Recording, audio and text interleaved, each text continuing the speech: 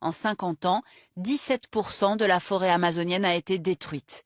On voit ici, en rayé, les 31 fronts de déforestation identifiés par le WWF, surtout dans le sud et l'est de la forêt brésilienne et les contreforts andins.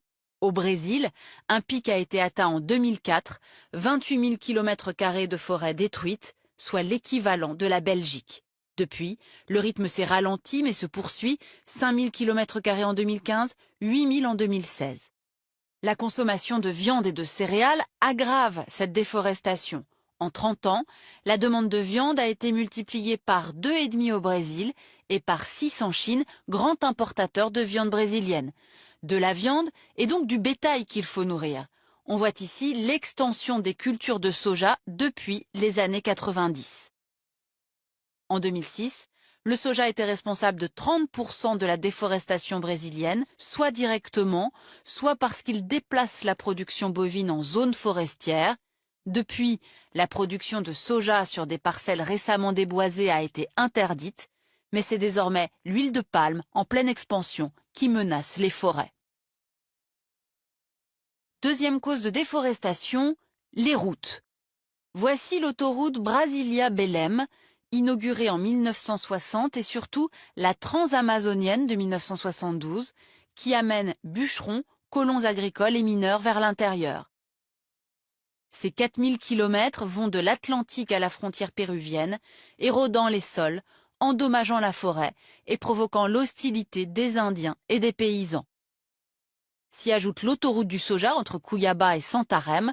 Une vingtaine d'autres routes sont en projet, notamment pour relier le bassin de l'Amazone et faciliter ainsi les exportations agricoles vers l'Asie et la Chine, souvent cofinancières de ces infrastructures. Et puis il y a aussi l'Interoceánica Sur, déjà commencé, qui reliera les ports péruviens de Ilo, Matarani et San Juan à celui de Santos. L'Interoceánica Norte reliera les ports de l'Équateur à Manaus. Enfin, l'Interoceánica Centrale, elle, menace 300 km de forêt équatoriale au Pérou, sans oublier un projet de chemin de fer entre le Brésil et le Pérou. Pour chaque kilomètre de route fédérale, on compte 9 km de pistes non officielles, souvent liées à l'exploitation du bois. On voit ici l'évolution sur 12 ans, qui donne cet effet arête de poisson. Selon le WWF, 95% de la déforestation a lieu à 5 km des routes et à 1 km des rivières navigables. Troisième cause de déforestation, les barrages. L'Amazonie en compte à ce jour déjà environ 150, surtout au Brésil, capables de produire jusqu'à 18 000 mégawatts.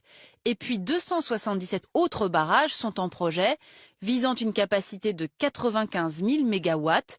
Si tous sont construits, les zones de pêche et la biodiversité aquatique seront gravement endommagées.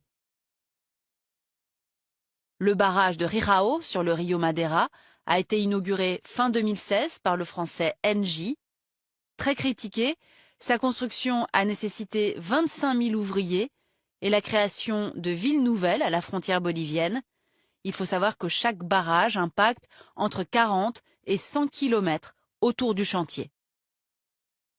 Enfin, quatrième cause de déforestation, la présence en Amazonie de plus de 300 concessions minières destinées à extraire fer, bauxite, étain, manganèse, potasse, diamant et bien sûr de l'or à l'extraction très polluante.